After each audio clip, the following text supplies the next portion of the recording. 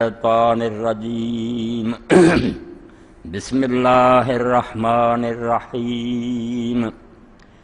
وَإِذْ بَوَّأْنَا لِإِبْرَاهِيمَ مَكَانَ الْبَيْتِ أَلَّا تُشْرِكْ بِي شَيْئًا وَطَهِّرْ بَيْتِيَ لِلطَّائِفِينَ وَالْقَائِمِينَ وَالرُّكَّعِ السُّجُودِ۔ سورہ الحج۔ اللہ پاک فرماتے ہیں کہ ہم نے ابراہیم علیہ السلام کے لیے جگہ متعین کی، نشان دیا کہ یہاں ایک گھر تعمیر کرو، اور ساتھ اس کی غرض بھی بیان فرما دی کہ میرے ساتھ کسی کو شریک نہ کرنا، اور اس گھر کو طواف کرنے والوں کے لیے، قیام کرنے والوں کے لیے، رکوع سجدہ کرنے والوں کے لیے صاف ستھرا رکھنا، پاک و صاف رکھنا۔ اس کو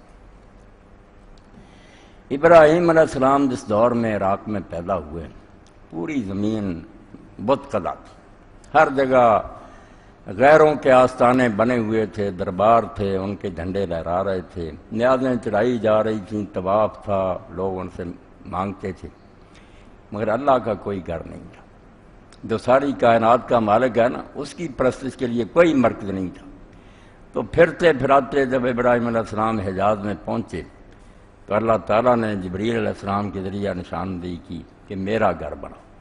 اور اس گھر کے بنانے کی غائب یہ بیان کی کہ شرک نہیں کرنا۔ قرآن مجید پر آپ نظر ڈالیں تو پتہ چلے گا کہ جرائم تو بہت ہیں، بہت سے گناہ جن میں شیطان انسانوں کو پھنسا دیتا،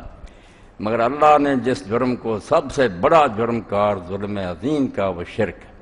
کہ اللہ کی بجائے دوسروں کی بندگی اور پرستش آدمی شروع کر دے۔ پیدا اللہ کرے، رزق کے سارے سامان وہ مہیا کرے، زندگی موت اس کے ہاتھ میں ہو، مگر اس کو چھوڑ دے،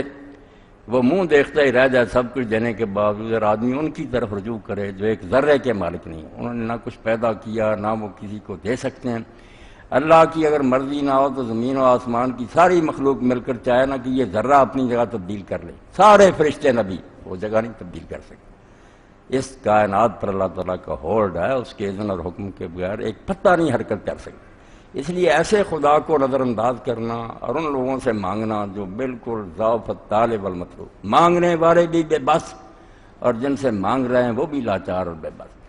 تو اللہ کو یہ سخت ناراض کرنے والی بات۔ اسی لیے قرآن مجید نے فرمایا کہ اِنَّهُ مَن يُشْرِكْ بِاللَّهِ فَقَدْ حَرَّمَ اللَّهُ عَلَيْهِ الْجَنَّةَ، جو اللہ کے ساتھ شرک کرتا ہے اس کے لیے تو اللہ نے جنت حرام کر دی ہے، کبھی نہیں اس کو داخلہ دوں گا۔ اور مجھ میں کیا خامی تو نے دیکھی بدبخت، کون سی کمی تھی میرے دربار میں اور آستانے میں، مجھے چھوڑ کر تو غیروں کی طرف گیا، اور ان کے پاس تھا کیا، وہ کیا دیں گے جب تک میں نہ چاہوں گا۔ وَمَا لِلظَّالِمِينَ مِنْ أَنصَارٍ، یہ شرک کرنے والے ظالم جو ہیں ان کا کوئی حمایتی نہیں ہوگا، جن کی مدد پر انہیں بھروسہ ہے نا، اللہ قیامت کے دن کہتا ہے کہ میں آواز دوں گا کہ بلا لو ان کو، آئیں تمہارے چھڑانے کے لیے، آوازیں بھی دیں گے، کوئی نہیں آئے، اس وقت سب گم ہو جائے گا، اور پھر کہیں گے اللہ وہ تو ہم سے ذلوا عنا، اب تو وہ ملتے ہی نہیں۔ اللہ فرماتا حقیقت تو یہی تھی، ملنا انہوں نے کیا، کس کی مجال ہے میرے سامنے دم مارے، مگر وہاں تم حماقت کرتے رہے۔ تو اللہ رب العالمین نے دنیا میں اپنا بھی ایک آستانہ دربار بنا دیا کہ جو میرے ماننے والے ہیں نا، جو صرف اللہ کی بندی ہے، وہ مکہ ہے، یہ گھر ہے، اس کے یہاں آ کر طواف کریں، اپنی نظریں چڑھائیں، مدد مانگیں، یہاں لپٹیں، سجدے کریں، جو ان کے دل میں ہے نا، کبھی اے حقیقت منتظر نظر آ لباس مجاز میں کہ ہزاروں سجدے تڑپ رہے ہیں میری جبین نیاز، جو تم ترستے ہو کہ خدا اگر نظر آتا تو ہم یہ کرتے، بس وہ نہیں نظر آئے گا، بیٹھ لیا،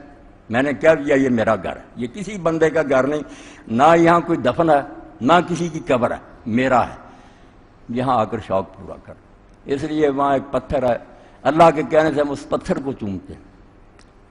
ایک جگہ ہے بیت اللہ کے دروازے کے اور حجر اسود کے کونے کے درمیان، وہ ملتزم ہے کہ یہاں چمٹ جاؤ، ایک جگہ چھوڑی ہوئی حتیم کہ یہاں سجدے کر لو، یہ ایسے ہی جیسے تم میرے گھر کے اندر چلے گئے، یعنی کہا جتنے بھی شوق ہے نا عبادت اور بندگی کے وہ یہاں پورے کرو، اور کوئی جگہ نہیں جہاں تم جاؤ۔ مگر ابلیس نے انسانوں کو جن گمراہیوں میں مبتلا کیا، ان میں سے دو فتنے جو ہے نا بہت بڑے فتنے، ایک شرک کا کوئی چھوٹا جا نہیں مفہوم کہ ہم سمجھیں کہ صرف کسی قبر کو سجدہ کر دیا، یہی شرک نہیں۔ شرک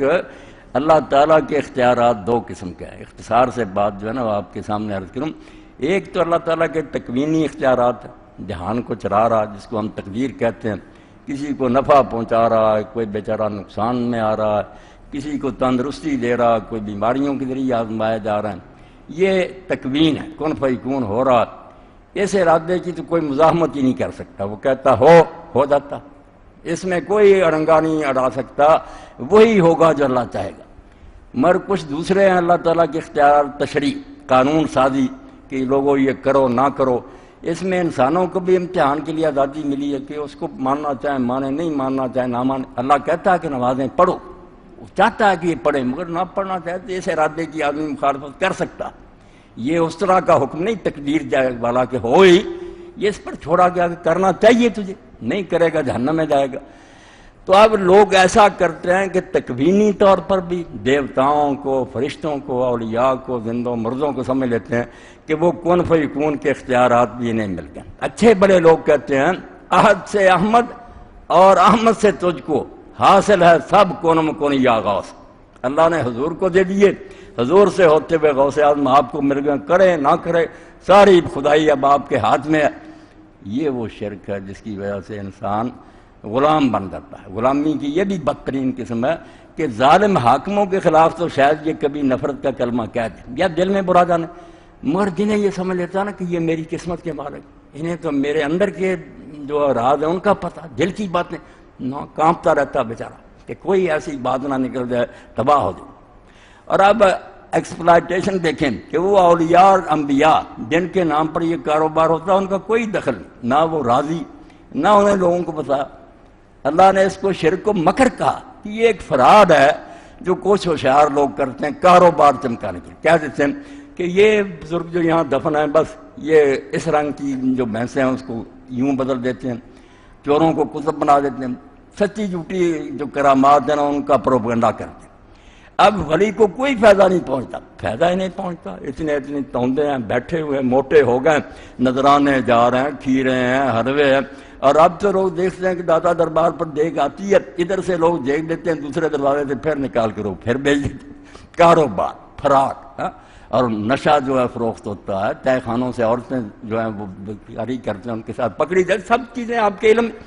تو یہ اولیاء کے نام پر، نیک لوگوں کے نام پر انسانوں کو غلام بنایا ہوتا ہے۔ انسان بیچارے کیوں نہیں کر سکتے کہ تباہی آ جائے گی، ہمارا بیڑا غرق ہو جائے گا، 12 سال بیڑی ڈوب جائے گی، دولہا بھی نہیں ملے گا، برات بھی نہیں ملے گی۔ تو یہ تکوینی شرک ہے کہ سمجھنا کہ اس کائنات میں کسی اور کی مرضی بھی چلتی ہے، اس سے بھی بیت اللہ ہی چھڑاتا ہے۔ صحیح معنوں میں اگر کوئی جائے تو اللہ کہتا ہے ابراہیم علیہ السلام کو میں نے کیوں ہدایت کی کہ میرا بھی ایک گھر بنا، اللہ تو شرک بھی ہے، میرے ساتھ کسی کو شریک نہ کرنا۔ یہ نہیں کہا کہ اس کو نہیں کرنا، شاید کوئی ہو، نبی ہو، ولی ہو، فرشتہ، کسی کو شریک نہیں کرنا۔ میں نے دنیا بنائی ہے، میں تنہا چلا رہا ہوں۔ جب میں نے بنائی تھی اس وقت کسی سے مدد لی تھی؟ کون سا نبی ولی میرے ساتھ تھا جس نے یہ دنیا بنائی تھی؟ اب چلانے میں کیا مشکل پیش آ گئی، میں تھک گیا، کمزور ہو گیا۔ لم یکن لہ ولی من الذل، میں کوئی عاجز اور بے بس ہوں کہ مددگار کی مجھے ضرورت ہو؟ کوئی میرے ساتھ نہیں ہے۔ الا لہ الخلق والامر، سن لو اسی نے دنیا بنائی ہے، اسی کا حکم چل رہا، مینجمنٹ بھی اس کی ہے۔ تو یہ تکوینی شرک کی بھی جڑ کاٹی، اور اس تکوینی شرک کے یہ مظاہر کہ جس کے بارے میں آدمی سمجھتا ہے وہ میری دعائیں سنتا، میری فریادیں سنتا، ظاہر بات ہے اس کے نام پر پھر نظریں نیازیں دیتا، چڑھاوے دیتا، جیسے اللہ نے اپنے لیے رکھا نا کہ میرے نام پر قربانیاں دو، بالکل اس کی کاپی کی کہ اللہ کے مقابلے میں وہاں بیت اللہ میں اور مینا میں جانور جاتے تھے، انہوں نے درباروں پر جانا شروع کر، بکرے جا رہے ہیں، گائیاں جا رہی ہیں، ریوڑوں کے ریوڑ جا رہے ہیں، بالکل اللہ کے ساتھ برابری کی ہے، مساوات کی ہے۔ بلکہ سچ جانے تو اللہ تعالیٰ فرماتا مجھ سے بڑھا دیا، میری زکوٰۃ نہ دیں تو انہیں کوئی خطرہ نہیں، کبھی نہیں سمجھتے کہ ہمارا کوئی بگڑے گا، یہ نیاز نہ دے، توبہ توبہ، یہ نہیں قضا ہونی چاہیے، ہر مہینے ہمیں جانا ہے وہاں، خالص دودھ دیں گے وہاں داتا دربار میں، یہاں بے شک پانی والا دیں، جو اللہ کا خوف ہوتا ہے یہاں نہ دیتے نہیں۔ تو اللہ کہتا ظالمو تم نے مجھ سے بھی بڑھا دیا، میرے بندے مجھ سے بھی زیادہ تم نے سمجھا کہ ان سے ڈرنا چاہیے۔ تو بیت اللہ جس کے حج و عمرہ کا اللہ نے حکم دیا، فرمایا اس کی غایت کیا؟ ایک تو یہ شرک جو پھیل گیا جس کی وجہ سے بے شمار انسانوں کی گردنیں جھکی ہوئی ہیں، بیچارے چوں نہیں کر سکتے، نیچے بیٹھتے ہیں، برابر بیٹھنے نہیں دیتے، انسانوں کو اپنا غلام بنائے کہ ہم نمائندے ہیں، ہمارے وسیلہ سے خدا تک لوگ پہنچتے ہیں۔ اور بیان کریں گے کہ آپ کی حیثیت کیا، آپ گناہ گار ہیں، بدکار ہیں، آپ کا دامن لتھڑا ہوا ہے، ہم مقدس لوگ ہیں، ہمارا اولیاء سے واسطہ ہو۔ اللہ سے ملنا کوئی آسان بات ہے؟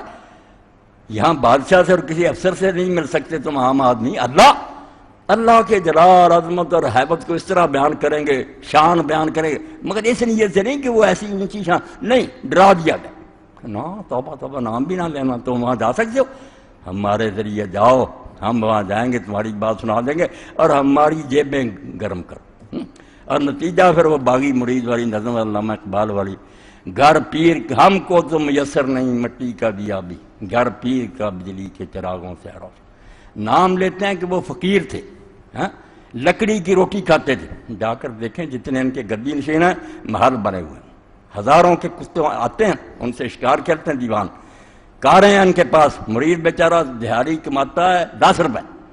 یہی بھی دے دیتے ہیں، جب آتے ہیں دورے پر یہ بھی نہیں شرم کرتے کہ یہ غریب تو بیچارہ سارا دن کھپنے کے بعد 10 روپے لایا، میری بوریاں بڑی ہوئی ہیں، اپنے خلیفوں سے کہتے اگر نیک ہوتے کہ دو ان کو بیچاروں کو، یہ بچیوں کی شادی کی نہیں، وہ بھی لے جاتے۔ تو جیسے سلطان جو ہیں ظاہری حکمران، انہوں نے خراج اور ٹیکس لگائے ہوئے، اسی طرح ان کے فطور نذرانے خلق خدا کو یہ بالکل اپنا غلام بنائے ہوئے۔ تو اللہ تعالیٰ نے جگہ جگہ قرآن مجید میں جو اتنا زور دیا ہے شرک پر، وہ اسی لیے کہ شرک اگر ذہن سے نکل جائے تو آدمی پھر اپنے جیسے بندوں کے سامنے نہیں جھکتا، وہ کہتا ہے ٹھیک ہے نیکی کیا تو اپنے نام لے لیں، میرا کیا بنا سکتے، مجھے بھی کوشش کرنی چاہیے میں نیکی کروں، اللہ جو ہے وہ ٹھیک ہے، عظیم ہے، جل جلال ہے، مگر اس کے ساتھ والے کرام بھی ہے، اتنی بڑی شان والا ہونے کے ساتھ اس سے زیادہ کوئی پیار کرنے والا بھی نہیں، صرف ایک پہلو کو ہم بتاتے ہو کہ بہت ہے اونچا، ساتھ یہ بھی بتاؤ کہ وہ شارگ سے قریب ہے، وہ ارحم الراحمین ہے، ماں کو اپنی اولاد سے وہ محبت نہیں جو اللہ کو اپنی مخلوق سے۔ اس خدا کے بارے میں تم ہمیں مایوس کرتے ہو کہ وہ نہیں سنتا، ان کے ذریعے بات پہنچا کے نہیں سنتا، اگر کوتاہی ہوگی، اگر بزلف درازے تو دست ماں نہ رسد، گناہ بخت پریشان دست کوتا ماس، تیری زلفیں تو بہت لمبی ہیں، اگر ہمارا ہاتھ نہیں پہنچ سکتا تو یہ اپنی ہماری کوتاہی اور بدنصیبی ہے، اللہ کی طرف سے کوئی کمی نہیں ہے، اس نے تو ہر وقت دروازہ کھلا رکھا، کہیں کوئی وقت نہیں بند کیا کہ صرف اس وقت میں یار کال سنوں گا آپ کی، نہیں، رات اور دن کے کسی لمحہ میں پکارو، ہر وقت جاگتا، ہر وقت سنتا، مگر یہ ظالم کمانے کے لیے، خلق خدا کو لوٹنے کے لیے، اپنے مال تعمیر کرنے کے لیے نیکوں کا نام استعمال کرتے، نیک نہیں آ کر کہتے کہ ہمیں پکارو، ان کی تو زندگیاں گزر گئیں۔ اللہ تعالیٰ فرماتا ہے جب وَإِذَا حُشِرَ النَّاسُ كَانُوا لَهُمْ أَعْدَاءً، جس دن ہم لوگوں کو اکٹھا کریں گے، وہ نبی اور ولی ان کے دشمن ہوں گے، سب سے بڑے دشمن وہ ہوں گے کہ ہماری ساری عمر کی محنت تم نے برباد کر دی، ہم نے اللہ کا راستہ دکھایا اور تم ہمیں پوجنے لگے، وَكَانُوا بِعِبَادَتِهِمْ كَافِرِينَ، اور یہ جو ان کی پوجا کر رہے ہیں، نظریں نیازیں چلا رہے ہیں، اس سے وہ بیزار ہوں گے، لعنت بھیجیں گے کہ کس کم بخت نے تمہیں کہا تھا کہ یہ کام کرو، ہمیں بدنام کرتے رہو، جاؤ بھگتو، ہم تمہارے کوئی حامی نہیں ہیں، ہم تو اللہ کے ساتھ ہیں۔ اللہ قرآن میں کہتا میں فرشتوں سے پوچھوں گا کہ تم نے کہا تھا کہ ہمیں دیوتا بناؤ اور ہماری مورتیاں بنا کر ہیکل بنا کر پوجا کو کر، توبہ توبہ، اے اللہ ہم تو تیرے بندے ہیں، ہمارا ان کے ساتھ کیا تعلق، یہ ظالم اگر ایسا کرتے رہیں خود ہی بھگت۔ تو بیت اللہ شریف شرک کی ڈر کاٹنے کے لیے بنایا گیا کہ لوگوں کے آستانے بہت ہیں، ایک اللہ کا بھی دربار ہونا چاہیے جہاں صرف وہ آئیں جو صرف یہ مانتے ہیں کہ اللہ ہی سب کچھ دیتا۔ تو شرک تکوینی سے نجات ہو جاتے ہیں، پیروں اور درویشوں سے جان چھوٹ جاتی ہے، مگر یہ تشریعی شرک جو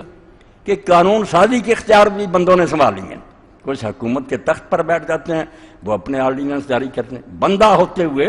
اللہ سے نہیں پوچھتے کہ ہم بھی تیرے غلام ہیں، یہ رعیت بھی تیری غلام، تو کیا کہتا، نہیں، اپنی مرضی کے احکام دیتے،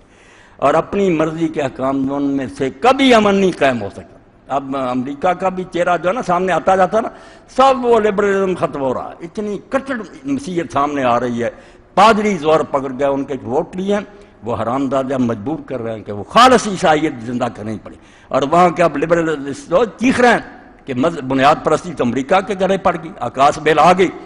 چھوٹ نہیں سکتی جان، یہ جڑیں ان کی بڑی گہری ہیں، دہریت آئے کچھ ہے، یہ مذہبیت کو سرسری بات نہیں،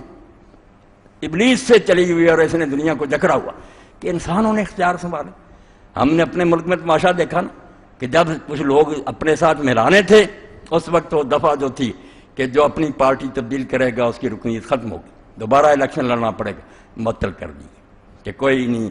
خیر جدھر مرضی مل جاؤ، جب مل گئے اپنے جتنے چاہیے تھے اب سوچا کہ یہ پھر نہ پھر جائیں، پھر وہ بحال کر دی۔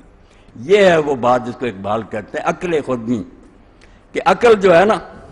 یہ اپنا نفع سوچتی ہے، جب وہی کو چھوڑ دیتی ہے ہر چلاک آدمی اپنا فائدہ سوچتا کہ اس طرح کا قانون بناؤں میری پارٹی کو فائدہ ہوگا، میرے تخت کو فائدہ۔ قانون کچھ نہیں ہوتا، قانون نام رکھ دیتے ہیں ہوتی خواہشات کی پرستی، من مرضی۔ تو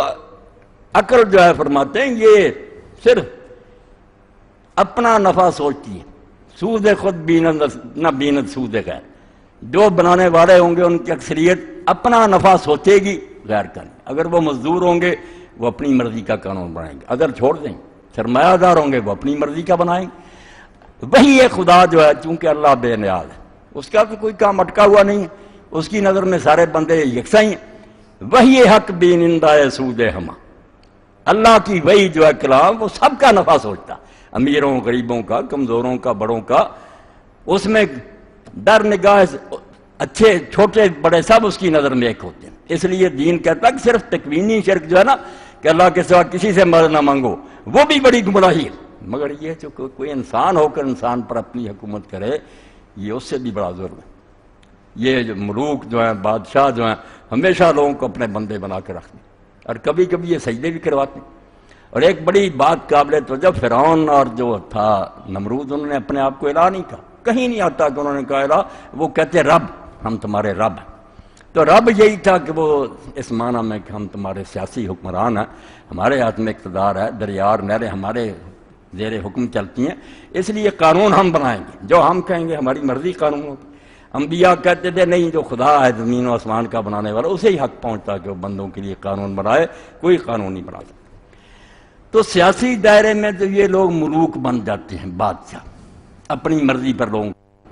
اور مذہبی دائرے میں یہ جو آپ ملا کہتے ہیں، ٹھیک اب یہ لفظ برے معنوں میں آ گیا، یہ بھی اپنا راج چلاتے ہیں، حلال و حرام اپنی طرف سے کرتے ہیں، خود گھڑ لیتے ہیں حدیثیں اور مسائل، اور لوگوں کا کہتے ہیں یہ اللہ کا حکم۔ اللہ نے ان کا بھی ذکر کیا نا کہ احبار اور رحمان جو تھے یہود نصارہ کے، خود ہی دین بناتے تھے مگر کہتے تھے یہ اللہ کی طرف سے،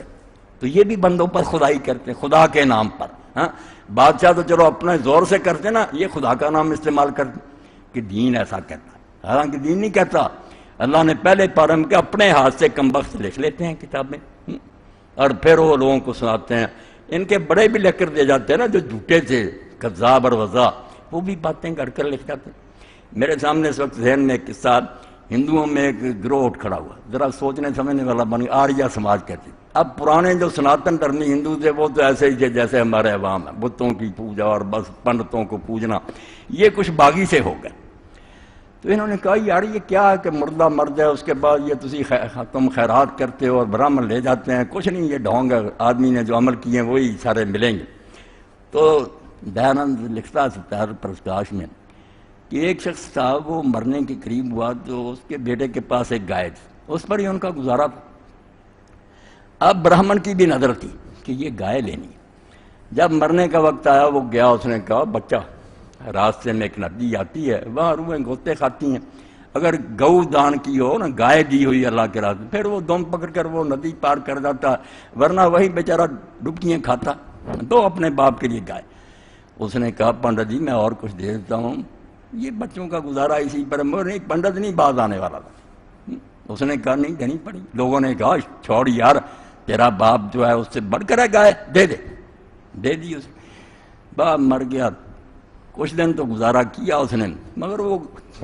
کھیتی باڑی کے لیے جاتا تھا، پیچھے نہ لسی گئی نہ دہی، تنگ ہوا، آیا، ہاتھ میں پرانی تھی، اسی طرح وہ برہمن کے گھر چلا گیا۔ وہ برہمن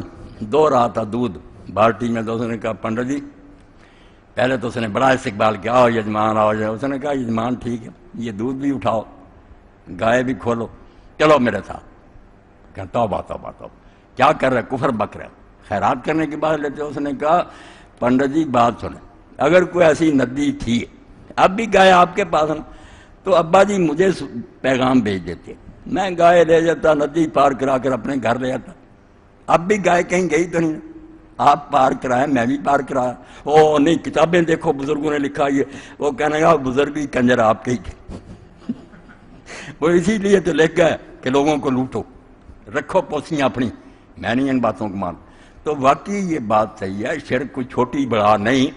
خواہ وہ تکوینی ہو کہ آدمی سمجھے کوئی میرا مشکل کشا، بس گیا، اب انسان نہیں رہا، درخت کے سامنے جھکے گا، جہاں ذرا گھنا درخت نظر آ جائے ہاں یہ بڑا بھاری درخت ہے، بھائی سر جھکاتا جائے گا بیچارہ۔ کہیں جھنڈیاں لہرا رہی ہوں گی کسی جھاڑی پر، یہاں بھی کوئی بزرگ دفن ہے، ڈرائیور بھی سلام کر کے گزریں گے، یعنی انسانیت تباہ۔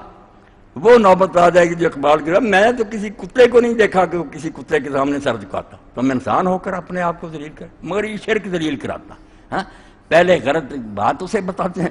برباد ہو جاؤ، تو پھر یا وہ مددیں مانگنے کے لیے سارا مال نظروں نیازوں میں دے دیتا،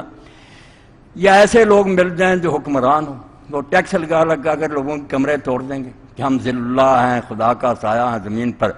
یا یہ دوسرا گروہ پھر مذہبی پیشواؤں کا ہوگا، انہوں نے بھی جھوٹی رسمیں اتنی گھڑی ہیں کہ جس میں جان ہی نہیں چھوٹ۔ پتہ نہیں آپ اس سے متعارف ہیں نہیں، 40 دن روٹی دیتے تھے، جب کوئی مر جاتا تھا نا 40 دن وہ بیچارے پھر چاول اور پراٹھے اور سب کو پکا کر مولوی صاحب کے گھر بھیجتے تھے، اور 40 دن کے بعد آج جی روح وضع ہوئی ہے، میں نے دعا کر دی ہے، آج وہ چلی گئی۔ اور اس پر ایک مولوی صاحب روشن دین تھے رحمۃ اللہ، انہوں نے انہیں ذلیل کرنے کے لیے حکایت لکھی کہ مولوی صاحب جو تھے نا وہ چلے نا وہ کھانے، تو انہوں نے کہا یار 40 دن ختم ہو گئے کیا کریں، دروازے پر گئے تو کھانا تو انہوں نے اچھے طریقے سے ٹکا دیا کہ یہ بھی ذہن، اور بے ہوش ہو گئے، ہاتھ پاؤں مارنے لگے۔ وہ گھر والے آئے، انہوں نے کہا مولانا کیا ہوا؟ انہوں نے کہا ہونا کیا یار، میں آپ کی روح کو وضع کر رہا تھا، اس نے دھکا دیا، دوبارہ گھر میں داخل ہو۔ تو کہنے لگا پھر کیا؟ کہنے لگا اب 40 دن اور روٹی دو، یعنی جہالت کا ناجائز فائدہ اٹھا۔ اور یہ بالکل صحیح بات ہے کہ جہاں علم نہیں وہاں ایسی بات، نور کی بات ہے، آپ سب کر رہے تھے، روشنی نہ ہو تو آدمی نہیں تاریکیوں میں بھٹکتا رہتا۔ تو ایک تو فرمایا جو بیت اللہ جاتا ہے مانتا ہے کہ یہ اللہ کا گھر، ہم ساری دنیا کے لوگ ایک خدا کے پرستار ہیں، وہی ہمارا حاکم و مالک ہے، تکوینی لحاظ سے بھی کہ کسی کے ہاتھ میں ہماری قسمت نہیں ہے، کوئی نہیں ہمارا کچھ بگاڑ سکتا، نہ ہمیں کچھ دے سکتا، اور نہ قانون سازی میں ہم کسی کو شریک کریں گے، نہ ہمارے لیے کوئی حکمران قانون بنا سکتا، نہ کوئی مولوی بنا سکتا، جو اللہ نے اپنے رسول کے ذریعہ نازل کر دیا بس قانون پر، ان کا کام ہے اس کو نافذ کریں، اپنی طرف سے قانون سازی اگر یہ کریں گے یہ خود بت بنیں گے اور ہم ان کی بات مانیں گے تو مشرک ہوں۔ تو ایک تو ابلیسی فتنہ جس نے زمین کو برباد کیا وہ شرک کا، بے شمار شاخوں میں اب بھی ختم نہیں ہوا، زمین بڑھی ہوئی، اور ایک فتنہ جو ہے یہ وطنیت کا، نیشنلزم، کہ اولاد آدم کو ٹکڑے کر دیا، اور جدید تہذیب نے تو اتنا اس کو پھیلایا نا کہ بھائی تم لوگ ترک ہو، تمہارا عربوں سے کیا تعلق، ہمیں یہ سب دیا گا، سب سے پہلے پاکستان، باقیوں کی فکر چھوڑو اپنی فکر کرو۔ یہ وہ لعنت ہے جس نے اولاد آدم کو ٹکڑے ٹکڑے کر دیا، ان میں وحدت نہیں رہنے دی۔ حالانکہ اللہ کے رسول علیہ السلام نے جب مکہ فتح کیا تو بیت اللہ کے دروازہ میں کھڑے ہو کر جو خطبہ دیا اس میں یہی دو باتیں بتائیں کہ اگر یہ چیزیں تمہیں یاد رہیں تو پھر دنیا میں امن ہوگا، ورلڈ آرڈر ہوگا، وہ امن کا پیغام ہوگا جس سے دنیا سکھ کا سانس لے گی۔ ان ربکم واحد، ایک تو یہ بات سن لو کہ تمہارا آقا صرف ایک، کوئی رب نہیں ہے تمہارا، سب بندے ہیں، رب ایک۔ وَإِنَّ آبَاءَكُمْ واحد، اور بہت سے تمہارے باپ نہیں ہیں، تمہارا باپ بھی ایک، مشرق مغرب میں آدم اور حوا کی تم اولاد ہو، بھائی بن کر رہو، کوئی بڑا نہیں کوئی چھوٹا نہیں، الا بدین و تقوی، نیکی میں کو بڑھ جائے گا تو شابش وہ آگے چلا جائے گا، مگر کوئی نہ نسل پر فخر کر سکتا ہے، نہ رنگ پر، نہ وہ کسی ملک پر، مگر یہ تازہ بدھ ہے نا، ان تازہ خداؤں میں بڑا سب سے وطن ہے۔ ہمارا تو مسلمانوں کا سارا ستیاناش اسی نے کیا نا کہ کرنل لارنس درویش بن گیا، عربوں جیسے جبے پہنے، عربی میں مہارت حاصل کر رہی، ان کے کان بڑے شریف مکہ اور ان کی اولاد کے کہ ترک آپ کے کیا رکھتے ہیں، آپ عرب ہیں اور آپ کے گھر سے دین نکلا، ہمارا ساتھ دیں، ان کے خلاف بغاوت کر دیں، ہم یہ علاقے آپ کو اور آپ کے بیٹوں کو دیں گے، عربوں کی آزاد ریاست بنے گی۔ اس چکمے میں آگ نہ ریاست بنی، فرانسیسیوں نے، برطانیہ سب نے وہ ٹکڑے بانٹ لیے، کئی مدت تک حکومت کی، اب تک بھگت رہے ہیں، اور ترکوں کے ساتھ جو ظلم اور زیادتی کی وہ بھی۔ تو علامہ اقبال فرماتے ہیں کہ اس دور میں جو بت تراشے گئے نا ان میں سب سے بڑا وطنیت کا کہ ہمارا یہ وطن، ہم اس کی فکر کریں گے، ان تازہ خداؤں میں بڑا سب سے وطن ہے، جو پیرہن اس کا ہے وہ مذہب کا کفن ہے۔ جو وطنیت کو مانیں گے اس کا مطلب انہوں نے مذہب کو دفن کر دیا، اسلام نہیں رہے گا۔ پھر جو اللہ نے کہا تھا کہ تم مشرق مغرب میں رہنے والے بھائی ہو، وہ بات کہاں گئی؟ اپنی اپنی فکر کرو گے برباد ہو جاؤ، اسی لیے کہا ہے ترک وطن سنت محبوب الہی. اگر وطن کوئی شے ہوتا تو مکہ سے بڑا کوئی وطن تھا؟ اللہ کا گھر تھا وہ، رسول اللہ کے آباء و اجداد کا تھا وہ، حضور کو پیارا تھا. باہر نکل کر آپ نے ٹیلے پر کھڑے ہو کس رنج سے یہ کلمے کہ مکہ تو اس سے زیادہ خدا کے نزدیک کوئی محبوب زمین نہیں، اگر یہ میری قوم مجبور نہ کر دیتی تو میں یہاں سے کبھی نہ نکلوں، مگر چھوڑ دیا. ہے ترک وطن سنت محبوب الہی. جب دیکھا کہ دین پر عمل لیا اور چھوڑ دیا، بیگانوں کے پاس چلے گئے. دے تو بھی نبوت کی صداقت پہ گواہی. اگر اللہ کے رسول کو نبی مانتا مکہ مدینہ سے وہی گواہی دے کہ ہم نہیں جانتے کہ یہ کون ملک ہے، یہ کون سی سرزمین ہے، ہم تو بھئی اللہ کے دین کے سپاہی. اگر دین کو نقصان پہنچے گا، اسلام کو گر تیری فضا راس نہ آئے، اے میرے وطن تجھ کو کوئی آگ لگائے. اللہ تو یہ کہتا ہے کہ اگر بیت اللہ کو مانتے ہو پھر یہ دو چیزیں اپنے ذہن میں رکھو کہ رب ایک ہے،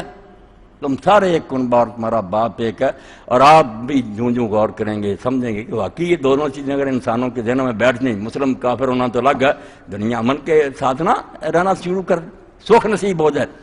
حضرت علی رضی اللہ اپنے جو مصر کے حاکم تھے انہوں جو لکھ کر دیا پروانہ، اس میں کہا کہ تم مصر جا رہے ہو تو لوگ سارے دو قسم کے، دونوں سے باہر نہیں ہوں گے. اما خلق کافی دین، ایک تو وہ ہوں گے جو دین میں تیرے بھائی ہیں، ان کا تو بہت زیادہ حق ہے، مگر دوسرے اگر دینی بھائی نہیں ہوں گے نظیر الکافر خلق، تیری طرح وہ بھی اللہ کے پیدا کیے اور آدم کی اولاد ہوں گے، انسان ہونے کے لحاظ سے تو ان کا حق بنتا. یہ اسلام ہے جس کو بنیاد پرستی اور یہ ظالم کیا کچھ کہہ رہے ہیں. اور آپ جتنا ظلم انسانوں پر کر رہے ہیں، عورتوں پر، بچوں پر، مسجدوں کو معاف نہیں کرتے اور بدنام ہمیں کرتے. حالانکہ اللہ کے رسول اللہ علیہ السلام نے جو دین ہمیں سکھایا، جس کی تلقین کی، اس میں کسی کتاب کی توہین نہیں. میں نے جمعہ کے خطبہ میں کہا کہ رسول اللہ صلی اللہ علیہ وسلم اپنی مسجد میں تشریف فرما تھے، مدینہ کے گرد جو یہودی آباد تھے وہ کچھ آئے سازش کی کہ ہم میں سے ایک مرد عورت نے زنا کیا، رسول اللہ فیصلہ فرمائے، اور نیت یہ کہ اگر آپ نے رجم کا ہی حکم سنایا کہ سنسار کرو تو کہیں گے نہیں ہماری کتاب میں یہ نہیں ہے، اور اگر کوئی نرم بات کہی تو آپ کے گلے ڈال دیں گے کہ تازہ نبی کا فتویٰ ہے، چلو یہ امیر آدمی سزا سے بچ جائیں گے. حضور نے کوئی جواب نہیں دیا، ساتھ چلے گئے. وہاں بیت المدراس تو تھا مدرسہ، وہاں جا کر کھڑے ہوئے، انہوں نے ایک تکیہ آپ کو دیا، آپ تکیے پر بیٹھ گئے. اتنے میں جب یہ بات شروع آپ نے فرمایا منگواؤ تورات. حالانکہ خود آپ نے بتایا قرآن میں کہ اس میں تبدیلیاں ہو گئیں، بہت سی چیزیں اللہ کے دین کے خلاف ہے، مگر اس کا بھی اتنا احترام کیا کہ جب وہ تورات لائے حضور نے تکیہ چھوڑ دیا، ادب سے اس کو وہاں رکھا، اور ساتھ کہا آمنت بک وبمن انزلک، میں تجھے بھی مانتا ہوں اور جس خدا نے تجھے نازل کیا میرا اس پر ایمان ہے. اور پھر ان سے پوچھا کہ مجھ سے کیا فتویٰ پوچھتے، اس میں کیا کہہ گئے موسیٰ علیہ السلام؟ تو جھوٹ بولا کہ اس میں ہے کہ اس کا منہ کالا کرو، اس کو گدھے پر بٹھا کرو، شہر میں گشت کرا دو. ایک آدم نہیں بولا، نوجوان تھا وہ چپ رہا. حضور نے محسوس کیا کہ بات کچھ اور ہے، یہ بیچارہ خاموش رہا. آپ نے کہا تجھے اس اللہ کی قسم ہے جس نے موسیٰ علیہ السلام پر تورات اتاری، کیا ہے تورات؟ تو اس نے کہا اللہ کے رسول اگر آپ اتنی قسم نہ دیتے بڑی تو ہم نے دیر سے یہ مسئلہ چھپا رکھا. لوگ زنا کرنے لگے امیر، ہم نے ان کی خاطر وہ بات بنا لی کہ چلو منہ کڑا کرو پھرا دو. بات یہی ہے جو آپ فرما رہے ہیں کہ سنسار کرنے کا. تو آپ نے پھر دونوں کو سنسار کرایا اور کہا اللہ تو گواہ ہو جا کہ میں پہلا ہوں جس نے تیری کتاب پر عمل کیا اور اس کے حکم کو نافذ کیا. یعنی ایک کتاب جس میں تبدیلی کا بھی قرآن اعلان، اس کا بھی اعتراض کیا. یہ قرآن ٹیشو پیپر کے طور پر دیتے اور مہذب بنے اور عقل کے اندھے کہتے ہیں وہ ترقی یافتہ لو. ترقی یافتہ نہیں، بدترین شیطان کے یہ چیلے ہیں اور انشاءاللہ اپنا انجام پائیں گے. قرآن مجید بار بار کہتا ہے کہ ان سے پہلے بھی لوگوں نے ایسی چالیں چلیں کہ معلوم ہوتا تھا یہ پہاڑوں کو بھی اپنی جگہ سے سرکا دیں گے. تدبیریں ایسی نظر آ رہی تھی مگر پھونک مار کر اڑا دیا اللہ نے، پتہ ہی نہیں چلتا وہ کدھر گئے، صرف ان کے کھنڈرات باقی ہیں. تو انشاءاللہ اللہ کہیں نہیں گیا، وہ غافل نہیں ہے، سب دیکھ رہا ہے، وہ اپنا کام کرے گا مگر اس میں کچھ دیر ہو سکتی ہے. ہمارے کرنے کے کام یہ ہے کہ ہم بیت اللہ کی جو اصل حقیقت اور مقصد ہے، ایک وہ مرکز توحید ہے کہ اللہ کے سوا کسی کی پوجا نہیں کرنا، اور دوسری بات کہ اللہ کے سوا کسی کا حکم نہیں ماننا، نہ اپنی مرضی کرنی ہے، نہ کسی دوسرے سے کوئی پوچھنا. جس سے پوچھنا یہ پوچھنا کہ اللہ کا حوالہ دو کہ اللہ نے میرے لیے کیا قانون نافذ کیا. یہ ہے وہ ہدایت کی راہ جو ابراہیم علیہ السلام سے ہمارے لیے متعین ہوئی اور جس کو اللہ نے ملت ابراہیم حنیف کا کہ جو ہر طرف سے کٹ کر اللہ کا ہو گیا تھا، اس راستے پر چلو. وآخر دعوانا الحمدللہ رب العالمین.